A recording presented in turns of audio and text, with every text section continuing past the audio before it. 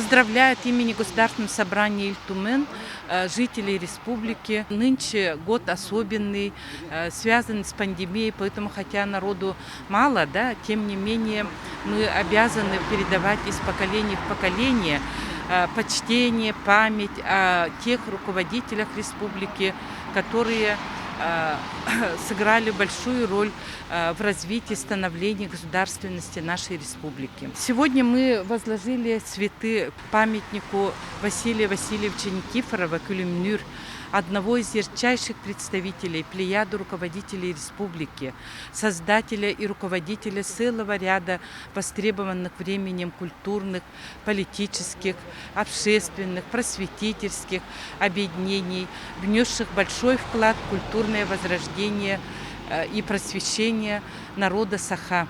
Яркого публициста, первого из народа Саха литературного деятеля, писателя, переводчика и драматурга, автора и организатора, издателя и редактора первых газет и журналов на языке народа Саха, признанного лидера первого поколения якутской дореволюционной интеллигенции, которые посвятили всю свою жизнь стремлению к наибольшему счастью и благополучию родного народа.